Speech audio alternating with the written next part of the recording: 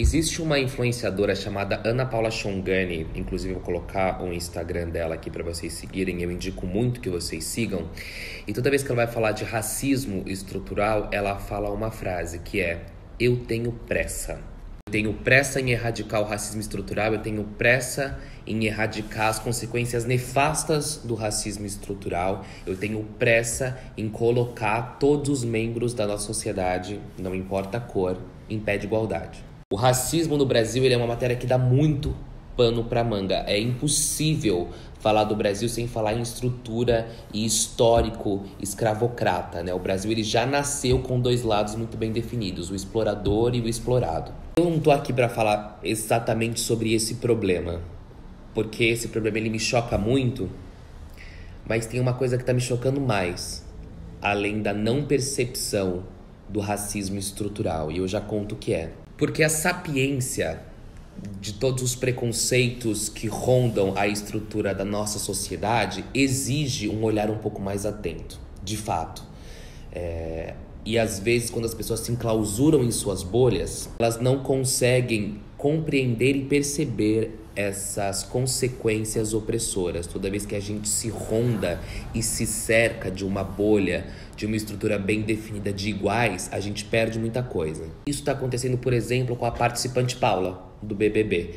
Eu já ouvi algumas falas dela e ela tem comumente explorado falas que são preconceituosas e racistas. Entretanto, essa não é a percepção do grande público. Inclusive, ela tá como uma das favoritas para ganhar o programa, porque as falas dela não são percebidas como racistas.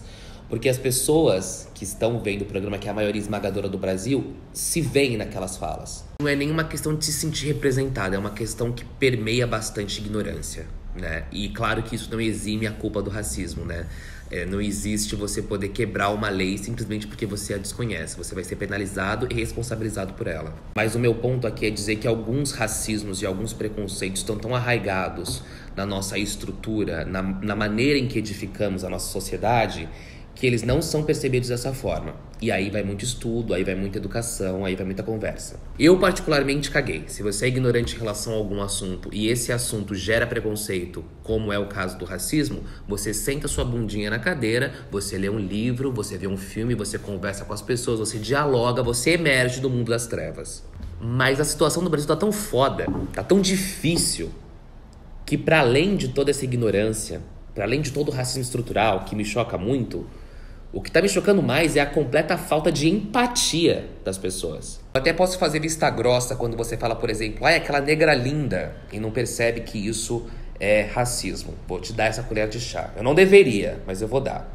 Mas agora, quando uma família inteira leva 80 tiros por parte do exército e você relativiza, aí, meu amigo, a conversa não é nem mais sobre educação, a conversa não é nem mais sobre diálogo. A conversa tem que ficar grossa, a conversa tem que ficar séria, porque você é um grandíssimo filho de uma puta. Que país é esse que a gente tá vivendo, em que um carro de família leva 80 tiros por parte do exército, um pai de família é assassinado em plena luz do dia e eu tenho que ler comentários do tipo: parabéns, exército, pelo ótimo trabalho. Vocês estão loucos? Foda-se quem você votou, brother. Foda-se o seu partido político. Foda-se se você gosta do neoliberalismo. Foda-se se você acha que o Lula tá preso, babaca. Foda-se.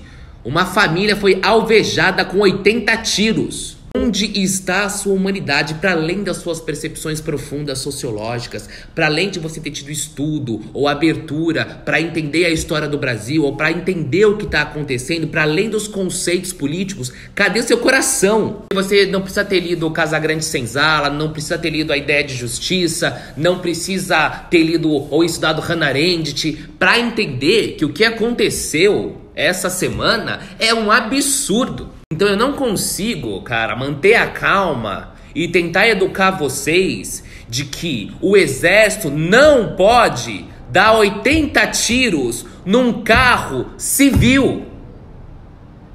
E de novo, cara, eu não tô aqui nem pra indicar culpado político, sabe? O culpado é o Bolsonaro que fez a mãozinha, ou é o Moro com aquele pacote escroto de justiça dele. Não é nem isso que eu tô falando de você. Eu tô falando da sua falta de humanidade, da sua falta de hombridade. Porque para além daqueles que nos governam, para além das pataquadas que fazem, dos erros que cometem, dos desvios, né, que promovem, existe a relação humana, existe a condição humana. A banalização do mal no Brasil ele está chegando a níveis absurdos. Absurdos e traumáticos. Eu vou fazer a Regina Duarte agora, eu vou falar, eu tenho medo. E eu tenho medo, eu tô com medo do cara que tá do meu lado no ônibus, eu tô com medo do cara que frequenta, um amigo do meu pai que frequenta o churrasco na casa deles, eu tô com medo dele não ser um ser humano, ele ser um sociopata, um psicopata, um tipo de pessoa que vê uma atitude dessas, que vê uma situação como essa e banaliza e debocha nas redes sociais ou debocha socialmente. Que porra é essa? Se você conhece, se você viu algo nesse sentido, se indigne. Parou com essa putaria também de agora, eu não vou ler mais nada, eu não quero saber de mais nada que tá me fazendo mal. Vai ler sim, vai ler, vai se indignar, vai pegar a câmera de celular, vai gritar, vai cuspir na cara da família, vai fazer o que tiver que fazer. Não banalizem a caralha do mal, porque esse, meus amigos, esse é um caminho sem volta. A última vez que fizeram isso, 6 milhões de pessoas morreram queimadas depois de morrerem em câmaras de gás, tá bom? Só pra dar aí um heads up pra vocês, tá bom? Porque, cara, eu tô inconformado. Sei lá, eu tô inconformado. Mas eu acho que vocês precisam ouvir uma pessoa que tá mais brava do que eu com essa história toda. Acho que vocês precisam ouvir gente que tá se indignando de verdade. Então também vou deixar aqui o Instagram da Tia Má. Acho que muitos conhecem ela participa às vezes até do programa Encontro com a Fátima Bernardes. Ouçam essa mulher, porque ela também tá puta da vida, com toda razão, é claro. Então acho que vocês têm que ouvir um pouco mais, gente tá bem bravo, tá bom? Tá? Beijão aí.